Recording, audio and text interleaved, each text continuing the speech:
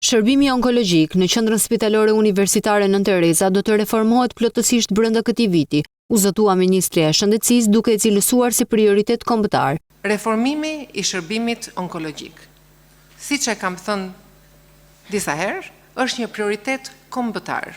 Mungesa e barnave është një problematikë që po adresohet me urgjencë ta Ministria e Visalla, duke i kthyer përgjigje shqetësimit të pacientëve me kancer. Duke rishikuar kriteret aktuale të përfshirjes së pacientëve në skemët e rimbursimit. Shtoj se rreth 15 milionë euro janë shtuar buxhetit për barnat këtë vit dhe do të shkojnë në 3 drejtime kryesore.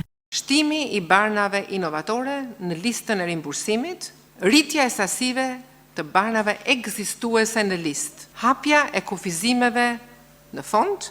Së shpejti pritet të vihet në punë akseleratori i tretë si pjesë e planit për shtimin e pajisjeve për zbulimin e trajtimin e kancerit, krahas miratimit të 38 protokolleve të unifikuara. Ardhja e akseleratorit të tretë, i cili është instaluar dhe do nisë së shpejti funksionimi. Brenda vitit pritet edhe vendosja e një aparature të re moderne për brakiterapi. Problem ekzistues është aparatura e brakiterapisë, e cila brenda vitit do të instalohet e re. Si pjesë e ngritjes së Institutit Kombëtar të Tumoreve, po vlerësohet gjithashtu rikonstruksioni i plot i godinës së spitalit onkologjik. Një hapësirë dedikuar brenda këtij spitali do të shërbejë për studimet klinike. Brenda QSUT do të ngrihet qendra për trajtimin e kancerit të gjirit. Kjo do të krijojë kushte për trajnimin me qasje multidisiplinare për pacientët e prekur nga kanceri i gjirit.